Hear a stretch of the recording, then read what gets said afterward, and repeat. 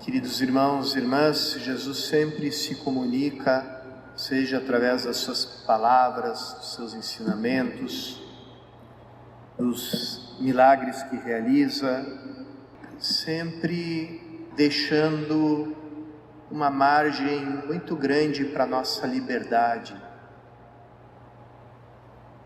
Quando Jesus quer falar das condições para o seu seguimento, sempre começa com essa partícula, né? Se alguém quiser vir após mim, se alguém quiser me seguir, sempre esse se, porque Ele que nos deu o dom da liberdade, não toma esse dom de volta,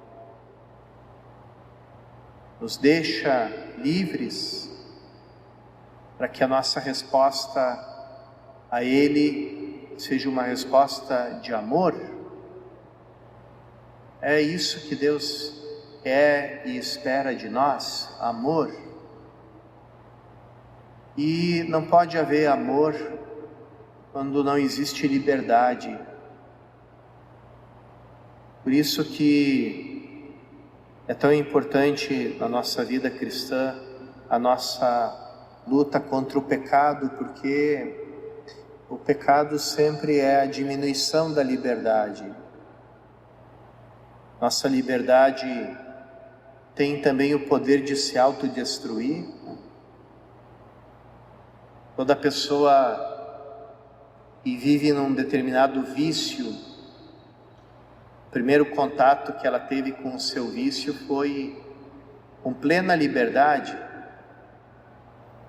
mas à medida que a pessoa vai se aprofundando no vício, a liberdade dela vai diminuindo, ela é cada vez menos livre.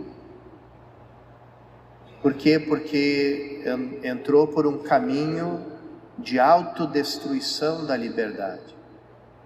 Então, como é importante a gente refletir sobre essa liberdade dos filhos de Deus.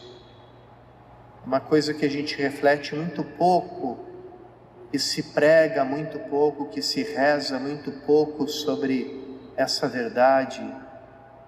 É Cristo que veio para realizar a nossa libertação no sentido mais profundo da palavra.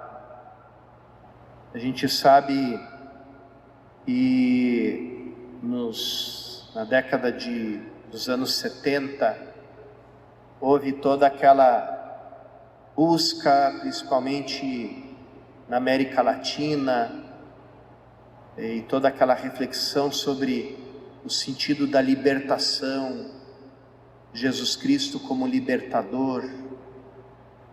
E diante dessa reflexão, dessa busca, que às vezes também tomou algumas derivas não tiradas da tradição da igreja, mas das ideologias do mundo, né? Porque a igreja vive no meio do mundo, às vezes também, como os apóstolos, né? Que Cristo lavou os pés deles. A igreja vai caminhando nos caminhos do mundo e pegando um pouquinho a poeira, que precisa ser sempre purificada. E o magistério da igreja lembrou para toda a igreja de que libertação nós estamos falando, quando nós falamos que Cristo é o nosso libertador, e nós precisamos de libertação. A igreja respondeu dessa maneira: a libertação que Cristo vem nos trazer é a libertação no sentido mais radical, mais profundo.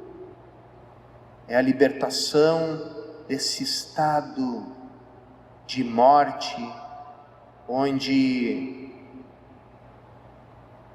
impera o maligno e nos escraviza através do nosso medo da morte, porque é através do nosso medo da morte que nós pecamos, e nós escolhemos o próprio eu.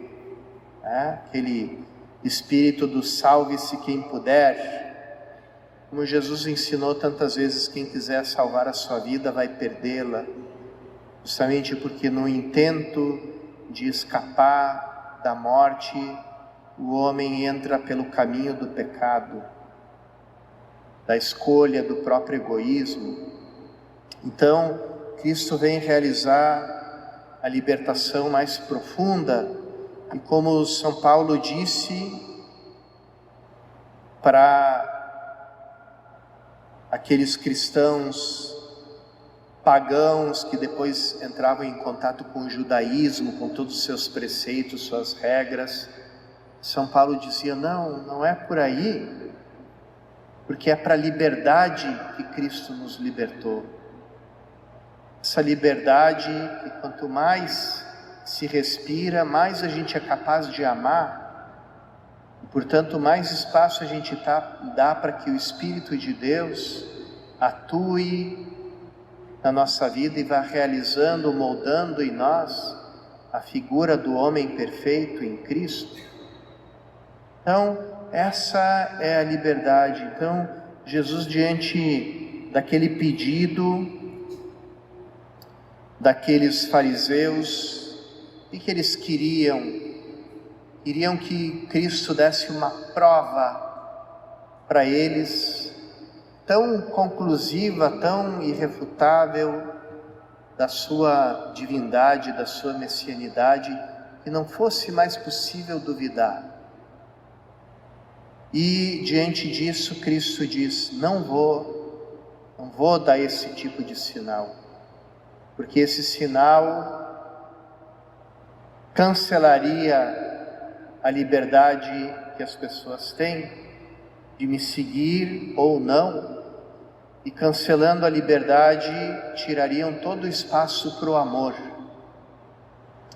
Vamos pedir, irmãos e irmãs, a Cristo, que é o nosso verdadeiro libertador no sentido mais profundo, e nos faça saborear e desentranhar cada vez mais as consequências dessa liberdade dos filhos de Deus, para a qual Deus nos libertou.